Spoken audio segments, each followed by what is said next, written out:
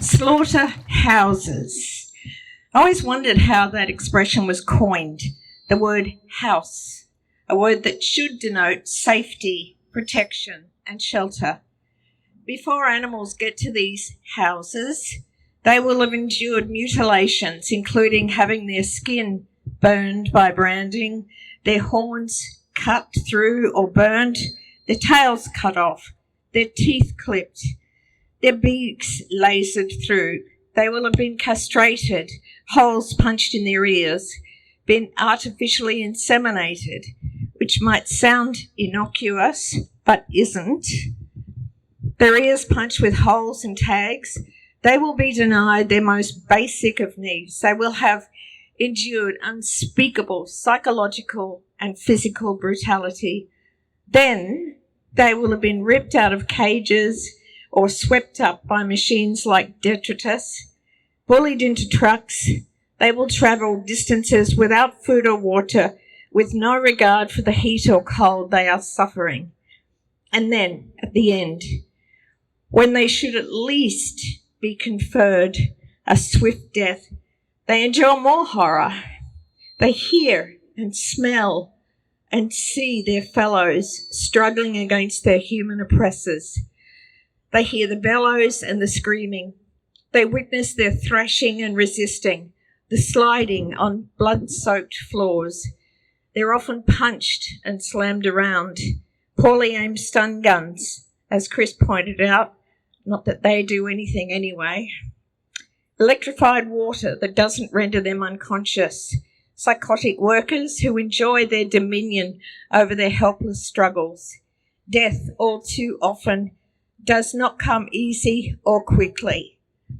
Yet, whilstsoever we eat meat and wear animal skins and feed our favoured companion animals the flesh of their fellows, we need to think again before we condemn all slaughterhouse workers, they who are doing the filthiest job of all.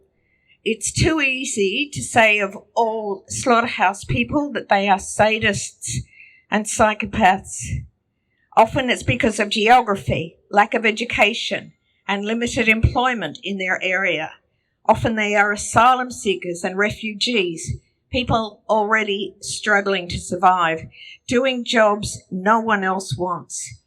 And had it not been for people working in these killing places, reporting unspeakable sadism, 2 exposés into slaughterhouses in animal liberation's past would never have come to light. Not that long ago in the Northern Territory, that government in their sentenced to a job program was lambasted because of their intention to send inmates to work in a slaughterhouse. A prominent sociologist advised the government that such work would be psychologically damaging to prisoners. Associate Professor Nick Taylor from the School of Social and Policy Studies at Flinders University says that this work is psychologically damaging. She's also done this research in conjunction with Central Queensland University. She states, slaughterhouse workers have a very hard time in terms of their own circumstances and relationships. We're asking people to take lives from sentient creatures. Research really does demonstrate quite clearly that this impacts on people's empathy for other people and for other animals, which can in turn lead to increased rates of aggression. Dr. Taylor cites research from the US that shows increased violent crime rates in communities with slaughterhouses. She says, this research found that factoring for the same kind of size industry and the size and socio-economic demographic of the area, there were more arrest rates than areas where there were other similar large industries. Dr. Taylor said it had been established that the more positive a person's attitude to animals, the lower their aggression rates, and that the reverse is also true. If you're cruel to animals, you're more likely to be violent to humans. On the one hand, as a society, we call for jail sentences for those who intentionally harm animals. Yet, as a society, We sanction the suffering and deaths of billions of farmed animals every year. How can we expect there will not be a massive psychological fallout from those people paid to do this dirty work? Studies on 581 US counties from 1994 to 2002 show the annual arrest and report average increases with the presence of a slaughterhouse. An additional study reports that the presence of a slaughterhouse corresponds with a 166% increase in arrests for rape. Further, this overseas research has found that towns with abattoirs have higher rates of domestic violence and violent crimes, including murder and rape, which is what prompted Dr. Taylor and the Australian team to investigate the situation here.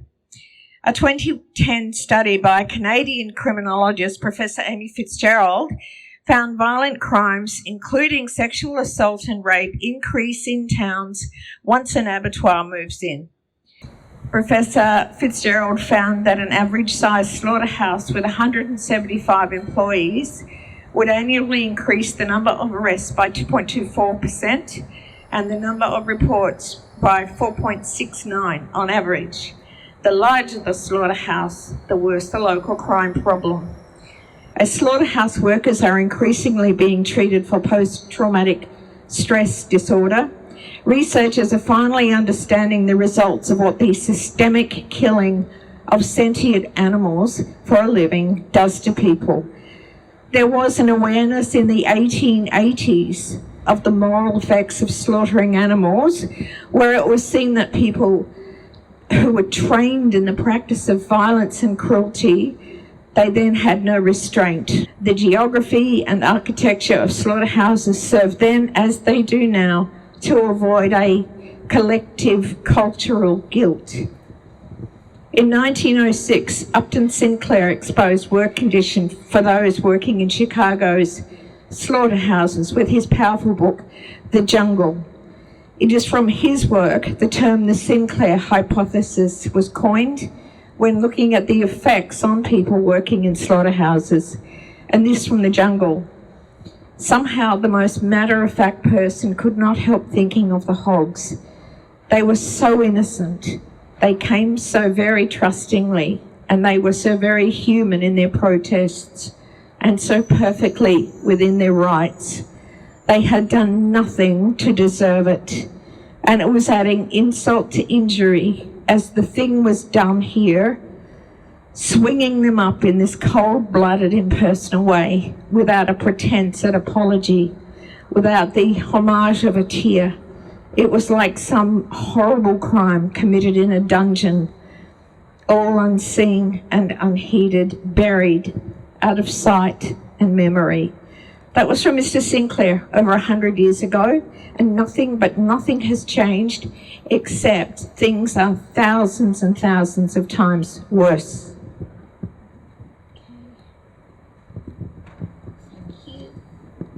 And finally, this from H.G. Wells from his A Modern Utopia, written in 1905. The narrator is told, "In all the round world of utopia, there is no meat. There used to be, but now we cannot stand the thought of slaughterhouses. And in a population that is all educated and at about the same level of physical refinement, it is practically impossible to find anyone who will hew a dead ox or pig. We never settled the hygienic question of meat eating at all.